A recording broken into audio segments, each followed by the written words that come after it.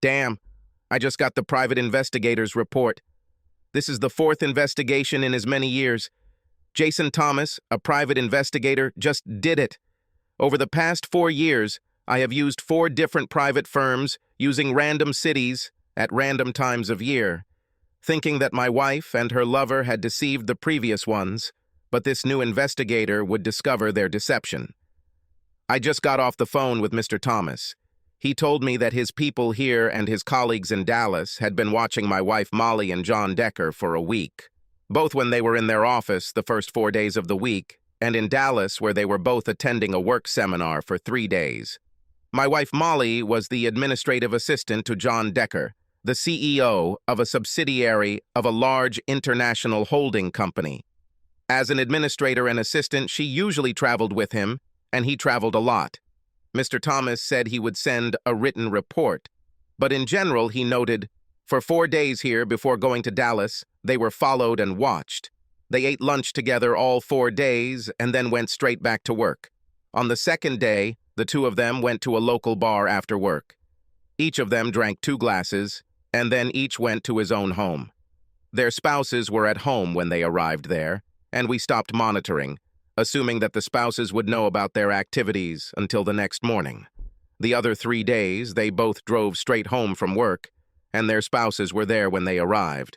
The trip to Dallas wasn't much more interesting. Each of the 3 days they attended the workshop, as they were supposed to. Every evening they had dinner together, and every evening they went dancing. After about an hour of dancing and drinking, they went to their hotel rooms and did not leave until the morning.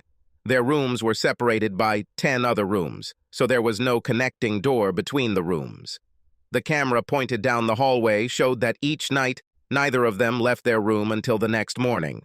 The only thing that was suspicious was their dancing. My agent described it as 2 people in love dancing. There was no inappropriate touching, but there was definitely intimacy, and he usually hugged her all the way to their table. They were followed to the airport, and the agent verified that they boarded and that the plane actually flew home. 4 private investigator reports on random dates over the past 4 years found basically the same information. Nothing. Molly and I are both 36 years old and have been married for 15 years. We were exclusive for the last 3 years of college and got married shortly after graduation. Molly isn't pretty, but she could be considered a cute doll with a fantastic 5'6" body. She is very outgoing, and people like having her around. Her boss, John Decker, is about my height, 6'1", 190 pounds, but if it were between the two of us, John, not me, would get all the girls' attention. He's quite an attractive man. I spoke with Molly several times about her apparent closeness to John Decker. The first few times she said that there was nothing between them except work.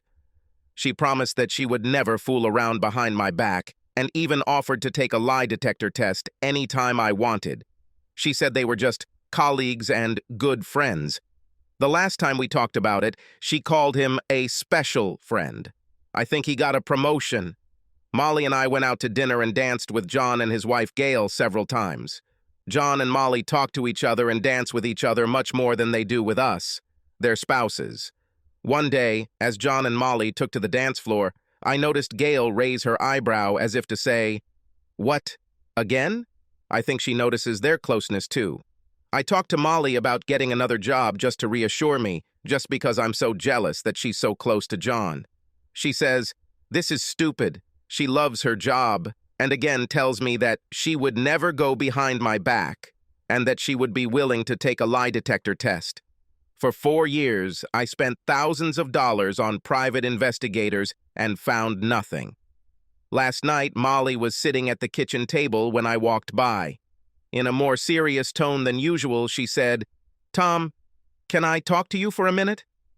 As I sat down, she told me that John and Gail had invited us to their lake house for the weekend. I told them I was sure we would be happy to go, but I would have to consult with you. I think that would be great. You do not mind? The first thing that came to my mind was that 5 days a week at work is not enough. Now you want to be with him on the weekends too. I tried, but couldn't think of a reason not to go. With obvious displeasure, I said, "Fine." On Friday afternoon, Molly and I packed the car and headed to John and Gail's lake house. We had a map to show us how to get there, but I tried to trap her by asking, "Have you been there before?" She said she wasn't, but I'm not sure I believed her. We drove about 50 miles and finally arrived at the lake about 4 o'clock. It took a while to find their house, but when we finally found it, there were 4 people waiting for us on the porch. The only one I knew was John. I assumed Gail was inside.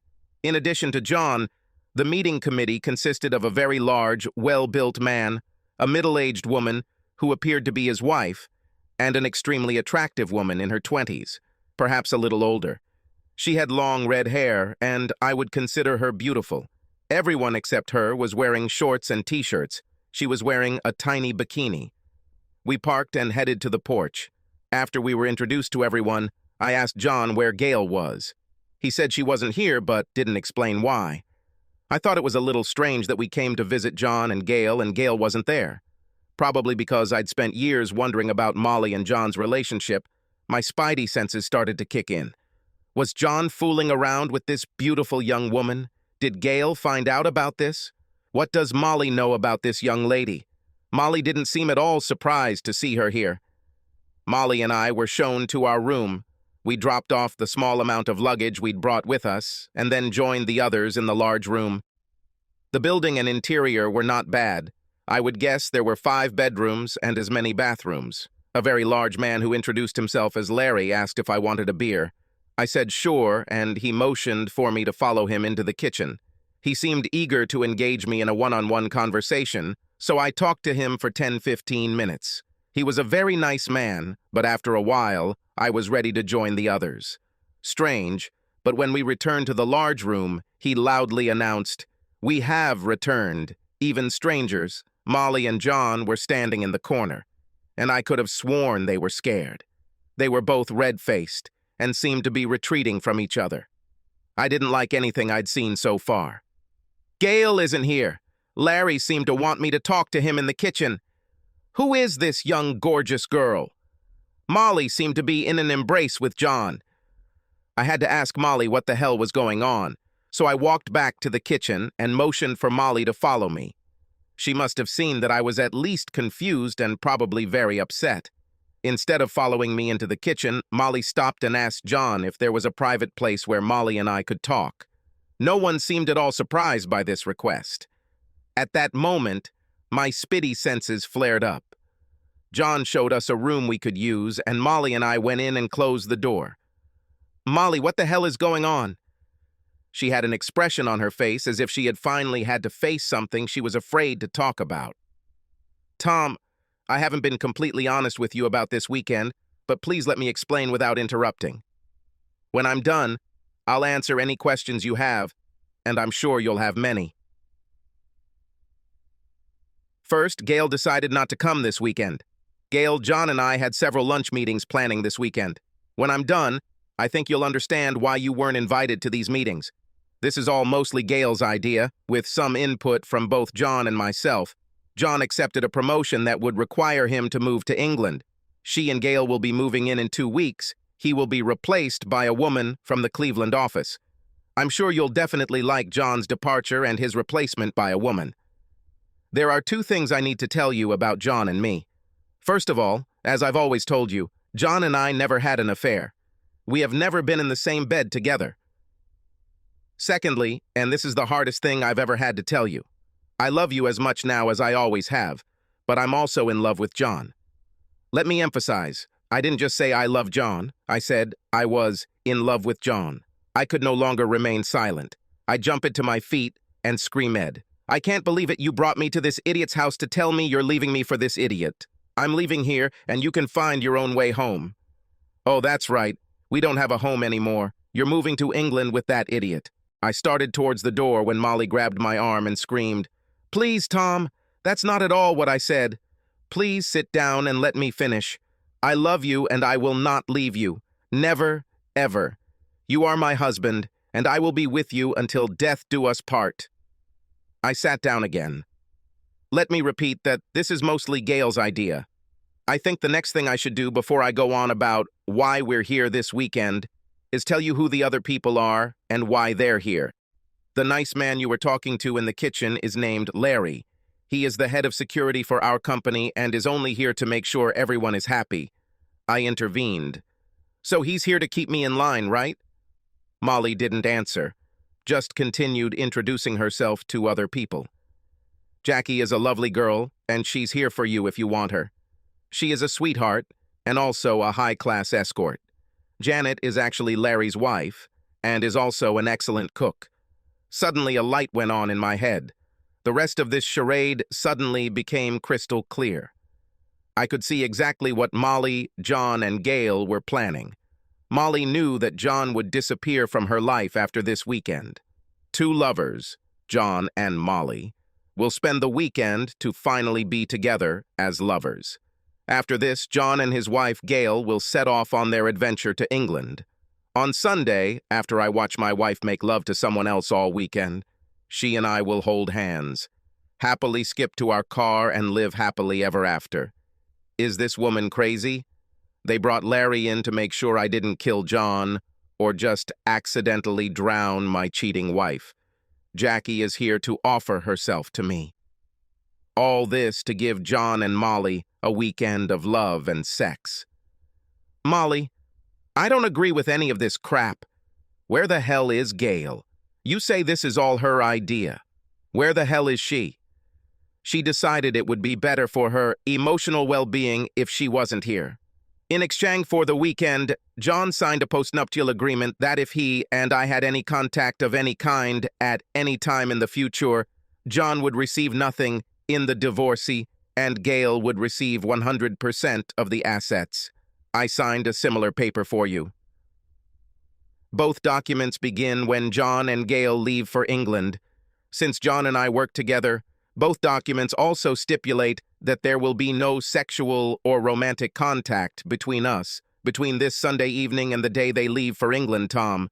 I will indeed be completely yours after this weekend, and I vow to spend the rest of my life making up for the pain I cause you now.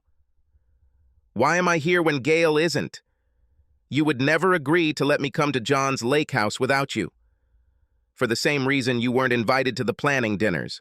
You'd just say, damn no to everything. What if I just say no to all this damn shit now and asked you to either join me for an immediate trip home or stay here with Joan and say goodbye to our marriage? Tom, it's not like that. Please understand that although you are my soulmate for life, I need this weekend with John for closure. Besides, Gail is waiting for your call. Since it was her idea in the first place, she will explain everything to you. Her number is on the kitchen table.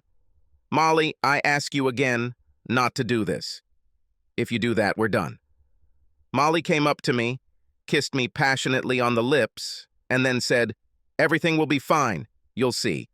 Then, not listening to my objections, Molly left the room, took John, who was waiting for her, by the hand, and they disappeared from sight.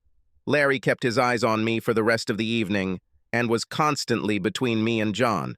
I seriously considered just leaving and filing for divorce, but I needed to know what it all meant and how far it would go. It is impossible to describe my condition in words. I was furious. I wanted to break the necks of that bastard and my unfaithful wife. Realizing that I couldn't handle Larry, I pretended to almost accept my fate and just wait for the weekend to end. I found Jackie and told her, "You're very tempting, but I'm not going to help Molly break our wedding vows. Molly will have to do it herself." I told Jackie that as far as I was concerned, she could go home.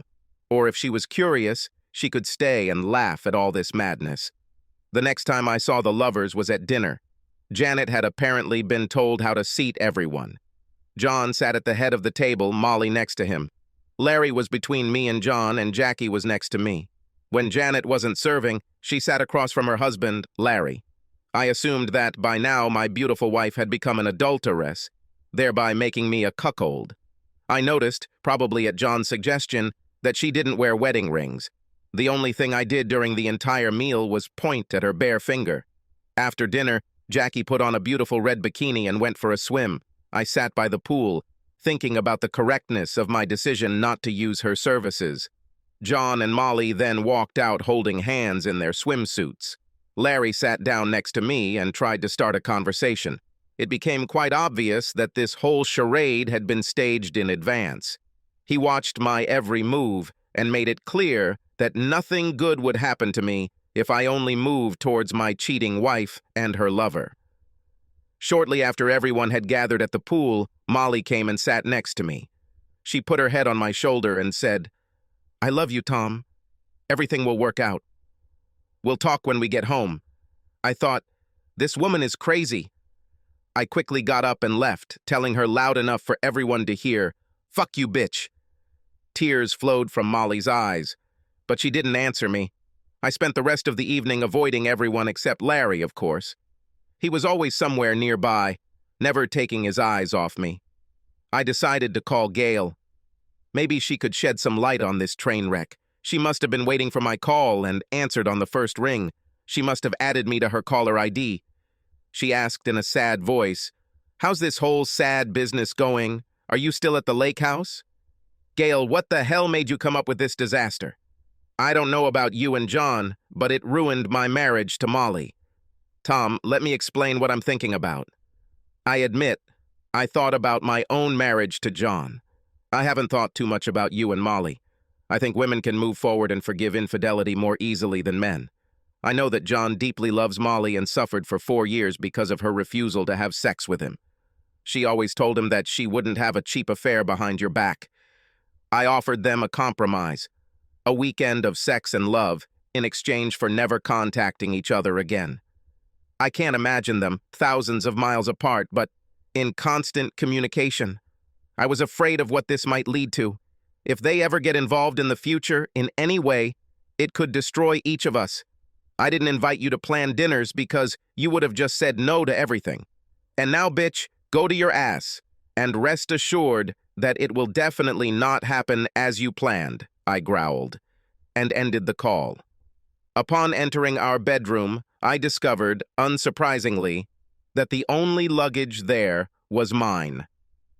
Molly's things had been moved, so it was no longer our bedroom, but just my bedroom. It made me very sad to think that Molly and John were now in their bedroom. As I lay in bed, I kept wondering how Molly could think that after this weekend, she and I could just magically rekindle our loving relationship. All I could guess was that their 4-year emotional affair, while not being sexual, made them think that the world owed them something and everyone would understand their needs.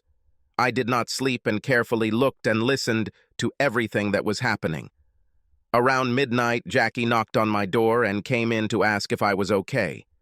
She also reminded me that she is still available if needed. I thanked her for the offer and said that my refusal was one of the hardest things I've ever done, but no thanks. She said she regretted my decision. I quietly went out to the pool. The hot tub was separated from the pool by a 3-foot stone wall, so I found a lounge chair, dragged it over to the tub, and quietly settled down on it. Naturally, my watchman was probably sleeping in his room next to the adulterer's bedroom, and he was not observed nearby. I waited for an hour or so, then suddenly I heard voices approaching the pool. I immediately recognized the voices of 2 lovers. They couldn't see me, but I was only 10 feet away, hidden behind a short stone wall. Molly said, "Oh, John, this is so wonderful. I've loved you for so long, and I can finally show you how much. I will miss you, but we have 2 days to spend them in love and remember it for the rest of our lives. Let's get naked and make love in the pool. Take off your clothes. I'll get us a couple of drinks."